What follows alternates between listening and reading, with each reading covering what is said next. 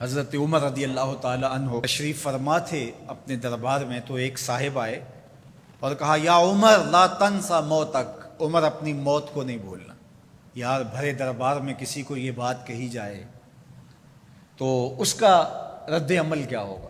لیکن حضرت عمر رضی اللہ تعالیٰ عنہ یوں کانپنے لگے جس طرح بید کی شاخ کانپتی۔ اس کو قریب کیا، محبت کی، کہا اگر تو روز آ جایا کرے اور یہ جملہ مجھے کہا کرے تو تیری مہربانی ہوگی، مہینے کے بعد مشاہرہ بھی دیا کروں گا۔ روز آتا ہے، بھری مجلس میں کہتا ہے عمر موت کو نہیں بھولنا۔ ایک دن وہ آیا، آپ نے اسے بلایا، محبت کی اور اس کو مشاہرہ دیا اور الوداع کہنا چاہا تو اس نے کہا کہ میرے سے کوئی گستاخی ہو گئی؟ کہا نہیں، کوئی ایسی بات نہیں۔ کوئی اور شخص آنے لگا؟ فرمایا نہیں۔ تذکیر موت کی ضرورت نہیں رہی؟ فرمایا نہیں، ایسی بھی کوئی بات نہیں۔ تو پھر مجھے چھٹی کیوں دی جا رہی ہے؟ تو حضرت عمر رضی اللہ تعالیٰ عنہ رو پڑے، داڑھی پہ ہاتھ رکھا، ایک بال الگ کیا، کہا یہ دیکھ میری داڑھی میں سفید بال آ گیا، اب تیرے آنے کی ضرورت نہیں ہے، یہ بال ہی مجھے موت یاد کرواتا رہے۔ ہماری تو پوری داڑھی بھی سفید ہو جائے نا۔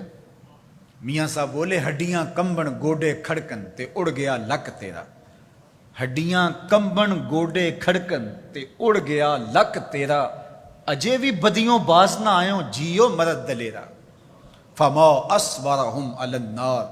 اللہ قرآن مجید میں فرماتا ہے لوگوں کا آگ پر کتنا حوصلہ ہے، کتنی ڈٹائی سے، دلیری سے کہہ دیتے ہیں یہ جہاں مٹھا اگلا کس نے ڈٹھا۔ جب ہم کسی کے جنازے کو کندھا دیتے تو ہم سمجھتے ہیں اسی کے جنازے کو کندھا دیا، یہ نہیں سوچتے کہ یہ وقت ہمارے اوپر بھی آنے والا ہے۔ خیر کن ہے فلاں و غنیمت شمار عمر، زاں کے بیشتر بانگ برآیت کے فلاں نماد۔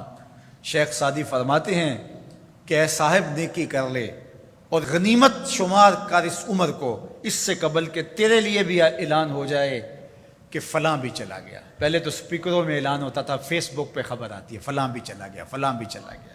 اس سے قبل کہ یہ آواز آ جائے، یہ اعلان ہو جائے، یہ خبر مشتہر ہو جائے کہ فلاں بھی چلا گیا، تو یہ خبر آنے والی ہے، آج نہیں تو کل، کل نہیں تو پرسوں۔ تو کہا کثرت کے ساتھ موت کو یاد کرو، اس سے تمہارے دلوں کا زنگ اترے گا، تم اپنی آخرت کی طرف متوجہ ہو گئے۔ اور دوسری بات ارشاد فرمائی وَتِلَاوَةُ القرآن، اور قرآن مجید کی تلاوت کرو۔ قرآن مجید کی تلاوت اگر تمہاری زندگی کا معمول بن گیا تو تلاوت ایسا نور ہے جو دلوں کے زنگ اتار دیتا ہے اور اللہ کی معرفت کا رنگ چڑھا دیتا ہے۔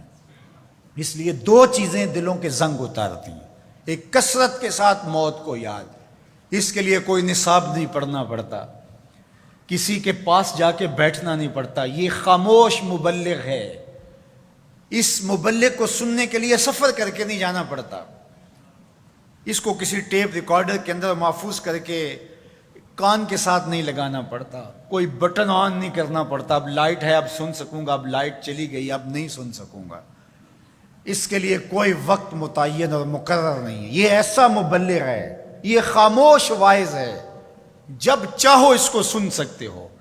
تو کثرت کے ساتھ موت کو یاد کرنا یہ تمہارے لیے دلوں کے زنگ اتارنے کا سبب۔